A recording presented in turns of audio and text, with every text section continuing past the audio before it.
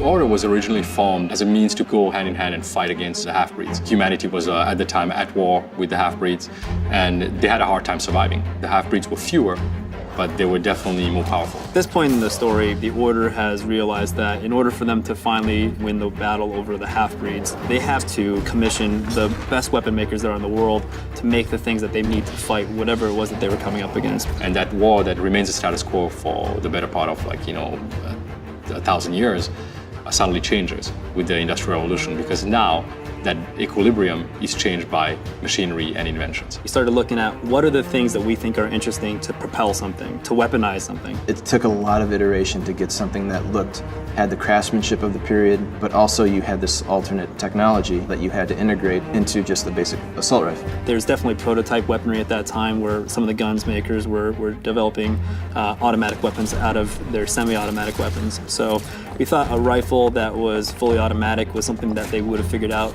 Designing, the Knight's kind of bread and butter, which is the combo rifle. That was kind of the challenge of, just looking at all the issued rifles through all the ages and Industrial Revolution up to World War II and trying to pick the tone of what we wanted to hit. So we attempted to make a Victorian version of the AK-47 plus this kind of alternate fire. At the time, they had originally there was something called a combo gun, but it was a rifle shotgun setup, so we kind of took the name, leaving the form factor of the kind of master key setup and changing the shotgun out for something that delivered kind of like a concussive blast.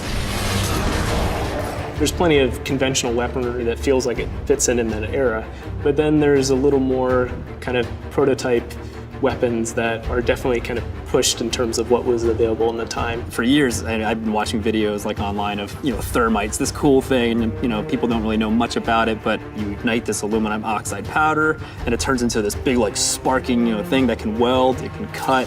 That's exciting. Let's figure out how to make that. It kind of spits out projectile thermite pellets that you can spray anywhere, and then you take a high temperature flare, throw it into that cloud, and then it ignites everything.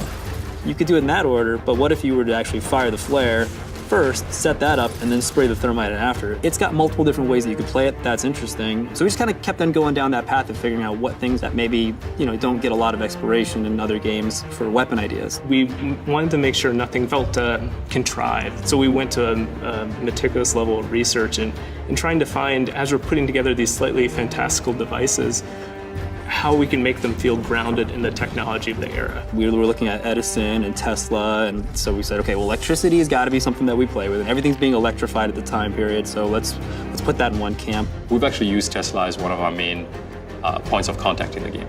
He provides weaponry, he provides devices that he invents, and they are sometimes based on actual real things that he's done. Because he's kind of like, in our game, a little bit of a makeshift kind of MacGyver, he's crafty. He doesn't necessarily put things together in the most beautiful way, but for him it makes sense. You never cease to amaze, Nicola.